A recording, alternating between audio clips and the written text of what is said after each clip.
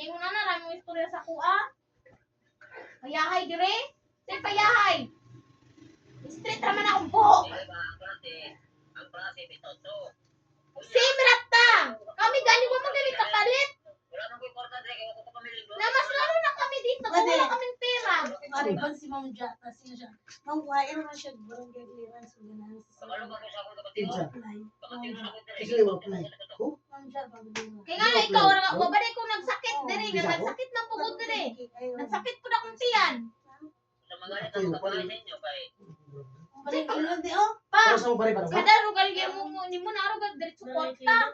May pag sugot ng takot ko bar, dito ko magsasar kay para isa ka gabi tagaktak ang 5,000. Oo na lang na siguro. paliw na naman dire may kamote. Kaya to si rata, saging ra pod. Inatag ni Dudon yun ulo na kamote gipaliw na mo dire gawin bukas. Katong isang adlaw. Problemahan man na kami pud gani dire ga problema pud kaya mi. Ipaliwanag sa imo nga ayaw mo kuan dito. Kami Kami wala. man pud Wala mo yung sweldo kay pa-eskwelahan man mo. Unsa ni pagtuni mo dire gipatrabaho mi dire pito? Oh, di oh. Ya man gani min paningkamutan nga naka-eskwela mi dire. Aw, pamusagot unta ka. Di na lang kumot mi eskwela. Magtrabaho na lang ko. Kay para mi kwarta. Oo, na manarbaho na lang ka. Sir, man na mahuman. 1 year man na.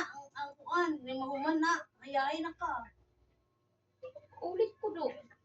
Di pud ka sabot. Mo nang dili ta ganahan mag-eskwela kay naapod mo. Di na lang ko eskwela oy. Bisi.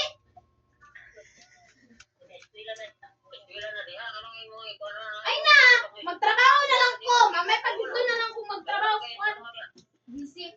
Wala man kay trabaho. Wala di ko gyud mag-video ko ganahan mag-eskwela kay naa din na. Gi wala kwarta. Nya kita din Hindi nga mga eskwela mo kay di ka ganahan mo katabang, kay lain ng katabang. Kasi gusto ni yung anak wala yung mga grado. Yung anak magsige na habang buhay maid. Ako di ko gusto na sige na kung maid. Kaya kapoy na ko. Kapoy na kay nahimot akong maid sa sorry mama, nahimot akong maid dito sa Laguna. Samot na po dire. Mag-maid na po duga ko dito. Maghanap ako dito ng bahay para maka-maid. Iko gana na oy. Kaya yung mga anak mahimong maid. Una man kamot mo gina, ampun yung katiwas. O ganing manarbaw yung ay mag-eskwela yung anak ay para wa may mga kuwan. Manang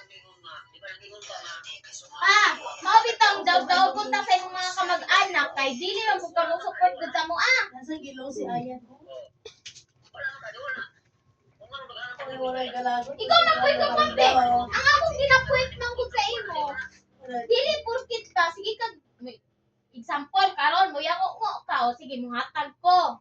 Pagkasunod na pud yango mo na pud ka. Unsa man pud akong ihatag nga wala man koy kwarta. Katong 500 na akong gihatag sa mga mao Last sa naman to. kwarta. Last naman to.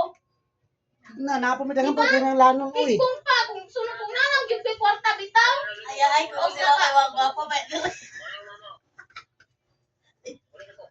Mao na, mao dayon na pagka high pride na dayon ang ipakulabi ni Papa, di na siya kasabot Dato daw ko na tayo diri oh. Mao na ron. Wala nakita niya oh.